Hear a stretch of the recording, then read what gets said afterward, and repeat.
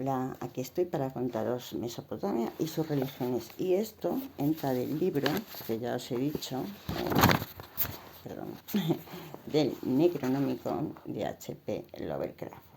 Athanasius Nicolae se supone que es la persona que lo posee y le da toda esta información. Sumer o Sumeria es considerada la primera civilización del mundo. No obstante, se hayan establecido diferentes grupos en otras partes como Mohenjo-Daro, Turquía o Palestina. La razón de esta afirmación se debe a que han aparecido testimonios escritos en Egipto, Jarapa y en el Valle del Indo, que hacen suponer que estos asentamientos tienen un probable origen sumerio. Datos históricos nos dicen que las primeras agrupaciones mesopotámicas tuvieron lugar 7000 años antes de nuestra era, en el poblado de Magdalilla, al norte de lo que actualmente es Irak. Los sumerios conformaron una sociedad que, como todas las de entonces, tenían unas bases bien definidas y cimentadas en una religión, además de que contaban con la escritura cuneiforme, considerada la primera que existió. Yo os digo, para mí la escritura, como la rueda, es de los mejores inventos. La religión de Sumeria estaba considerada como una de las actividades más importantes en el seno de su cultura y fue el fundamento que le permitió organizar su civilización de forma tan refinada que se ha convertido en un modelo arquetípico para estudiar la de los acadios, asirios y babilonios. Hasta hoy sigue siendo un misterio absoluto cómo fue de la noche a la mañana este pueblo legendario logró desarrollarse de una forma tan acelerada. Y aquí volvemos pues a lo que dice Mario Bligino y el quinto tipo, alienígenas ancestrales, etc., etc. Bueno, yo creo que la cosa está en un punto intermedio. Algunos investigadores opinan que uno de los factores que contribuyen a tal desarrollo fue precisamente la religión. En Sumeria, la comprensión del mundo se dio a partir de la división del universo en dos segmentos bien diferenciados, el cielo y la tierra.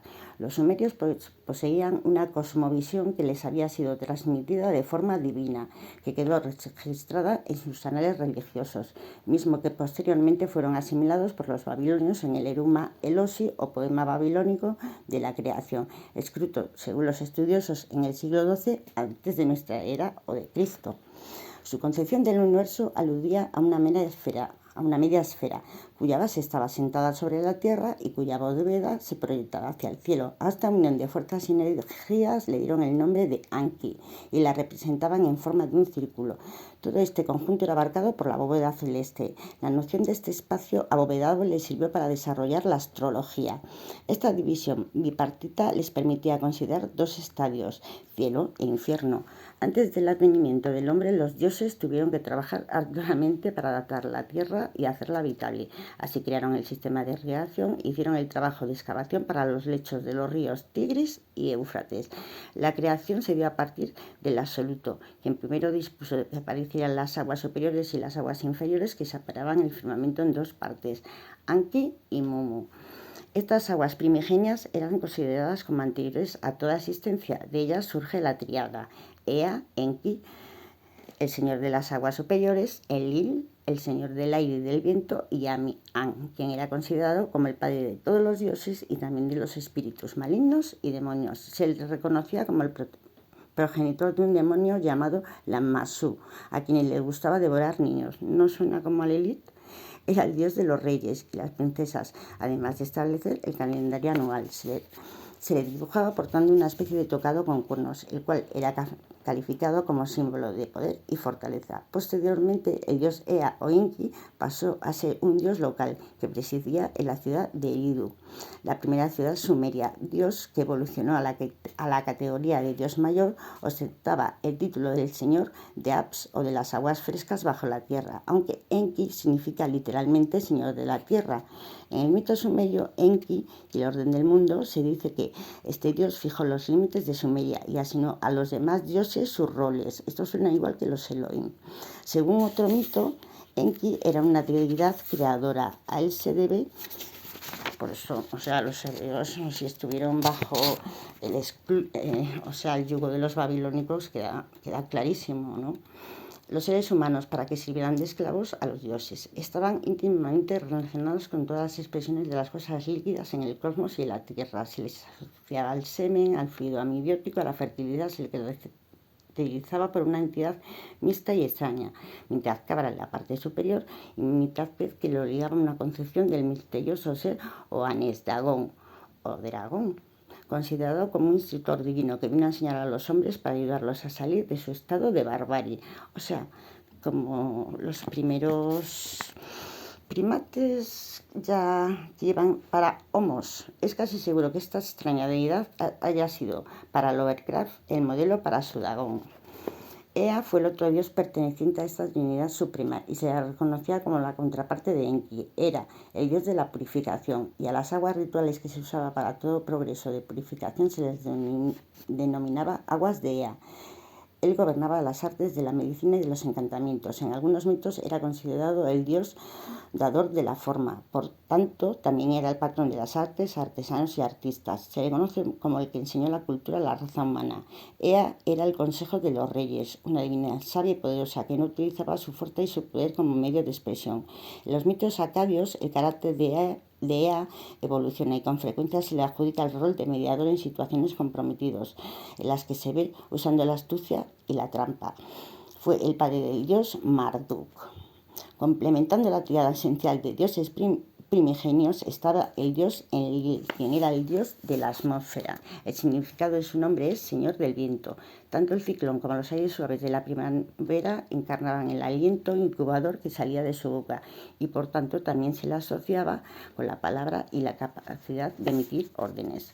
El Señor del Aire, como también se le llamaba, tenía un papel muy importante porque era una manifestación de la energía celeste y expresaba inteligencia, fuerza y autoridad. Se le adjudicaba una capacidad que lo acercaba a la noción de espíritu, porque era el Señor de la vida que sostenía a la mente y al pensamiento. Sin aliento vital no había vida, sin aire no habría más que formas muy elementales de vida. También era el Dios de la agricultura. En el mito de la creación, él separa las aguas superiores de las inferiores, haciendo espacio para plantar las semillas de las cuales había de brotar las plantas y sus frutos. Enlil era el agricultor celeste, inventor del azadón para triturar la dura corteza de la tierra. Se decía que de sus actos como agricultor, al momento de hendir la tierra con su azadón, los hombres salían a la vida como hijos suyos. Otro mito decía que había raptado a su esposa Nili, diosa de los granos, y contaba su posterior exilio en el bajo mundo. En su mitología queda claro y manifiesto ¿verdad? El ciclo agrícola de la preparación de la tierra, su fertilización, cosecha y el reposo invernal. También se le asocia a las 4 estaciones del año. O sea, estaban súper desarrollados y estamos pensando que en otras partes éramos casi cromañones. Otros dioses importantes eran Inanna, Ishtar, diosa de la guerra y del amor sexual, de la lluvia y de las tempestades, esposa de An, señor del cielo. En algunos mitos aparece como hija de los cielos y en otros como esposa o hija de Inanna, dios de la luna, o como de Enlil, dios del viento. Inanna era la guardiana del almacenamiento y cuidado de las semillas, dátiles, lana, carne. Las puertas de un almacén eran su emblema y se han encontrado grabados de su imagen en compañía de un león cuyo rugido semeja al trueno. Ella era la encarnación de la fertilidad y la novia del dios Dumacin, Amausmu Galena, que representaba el crecimiento y la fecundidad de la palma de dátiles. La descripción de esta diosa nos remite a una mujer joven, hermosa e impulsiva, nunca como sirvienta o madre. Ella era la señora de los racimos de dátiles, prototipos de la fertilidad. Posteriormente evolucionó a un carácter más complejo, controversial y contradictorio, pues se le veía rodeada por la muerte y por los desastres naturales. En la fuerza del viento y la encarnación de la delicadeza de la fertilidad se la asocia con las diosas madres como Cibeles, Rea, Isis y Astarte. El dios de la luna era llamado Nana, el padre del sol Utu, y en algunos mitos también era padre de Inanna y Ishtar. Conformaban una tríada de dioses estelares, Sol, Luna y Venus, que encerraban grandes misterios. Originalmente significaba la luna llena y la luna creciente. Estaba vinculado directamente con los rebaños de ganado destinados al consumo humano de las orillas del río Éufrates. La ciudad de Ur era el centro principal de su culto. Su emblema de la creciente lunar se asocia con los cuernos del toro que simbolizaban fertilidad y prosperidad. Especialmente de los actos de ganado, su incremento y la cantidad de productos lácteos que producían. Ningal, una diosa roja, era su esposa. Cada primavera los adoradores de Inanna representaban su visita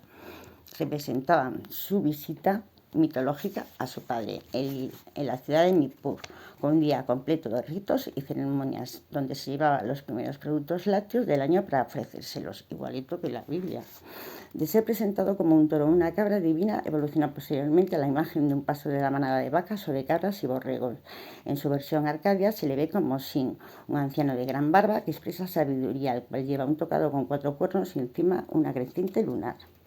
En las religiones de Mesopotamia, Sumeria, Arcadia, Babilonia y Asiria, los dioses desempeñaban papeles significativos.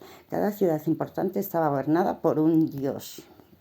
¿Lo veis? Esto es como en la Biblia, que cada Judá tiene uno, Israel tiene otro, y así cada tribu tiene el suyo propio, lo que a menudo da lugar a enfrentamientos con las ciudades vecinas por el deseo de conquistar un nuevo territorio para extender y difundir el culto a su dios. Esta era una de las razones por que las ciudades eran construidas y reconstruidas con gruesas murallas que servían de protección, las cuales han sobrevivido hasta nuestros días. La leyenda de Babel, con sus jardines colgantes, fue impactante, que ha llegado a la posteridad como una de las 7 maravillas del mundo antiguo, y no la conocemos solo por escritos. La Asamblea de los Dioses tiene a su cargo mantener el orden cósmico, y cada uno desempeñaba un rol específico. Por ejemplo, Utu, el dios del sol, era el juez divino, y a su cargo estaba la impartición de justicia y rectitud.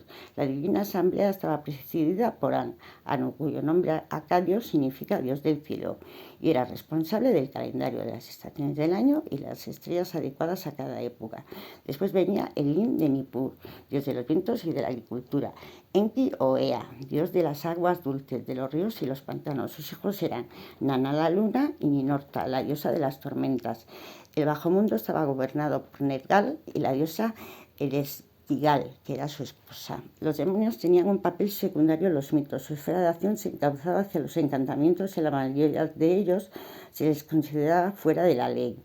Un papel preponderante jugó la demonio las Matú, que yo la comparo siempre con Lili, quien fue expulsada del cielo por su padre a causa de su maldad. Los demonios atacaban a los hombres para causarle toda clase de males y enfermedades. Se les veía generalmente como entidades del aire y de las tormentas, de acuerdo con la visión del universo sumerio como expresión del orden cósmico. Era posible que una persona apelara a la ley divina para actuar en contra de los demonios y defenderse. Deberían dirigir sus peticiones a Utu, en particular para obtener juicios en contra de ellos. Varios rituales y procedimientos para enjuiciarlos y castigarlos han quedado grabadas en tablillas con informes. Mención aparte merecen los dioses Nergal y Ereshkigal. Nergal era el rey del bajo mundo, el infierno y el lugar a donde van los muertos. Según el texto antiguo, la cohorte de este dios estaba integrada por demonios que lo acompañaban al bajo mundo, donde reinaba Ereshkigal, a quien amenazó con cortarle la cabeza si no se convertía en su esposa. Esto, casi siempre sale por algún lado. Ella accedió para salvar la vida, y así este dios logró obtener el dominio de este plano. Ereshkigal es conocido también como la dama del gran lugar o la mansión de los muertos. En algunos mitos se refieren a ella como la esposa de Ninazu, otra deidad del bajo mundo. En ocasiones este dios también aparece como hijo suyo. Era hermana de Inanna Ishtar, y entre las dos existía una gran enemistad. Desde su palacio se encargaba de vigilar a los transgresores de la ley y de cuidar la fuente de la vida, siempre temerosa de que alguien le robase, escapando a su vigilancia. Su vástago y sirviente era el demonio maligno Naptar, quien encarnaba la muerte. Su poder era tal que se extendía a la superficie de la tierra, en donde mediante una ceremonia mágica liberaba a los enfermos poseídos por demonios malignos. Existía una cosmología, en ella se mencionaban otros dioses menores, semidioses y héroes. Ya veis toda la lista. No me voy a extender mucho, ¿no ves? Dagón, Dagón, Baba, porque si no, se me haría muy largo y tampoco quiero. Espero que os guste y gracias.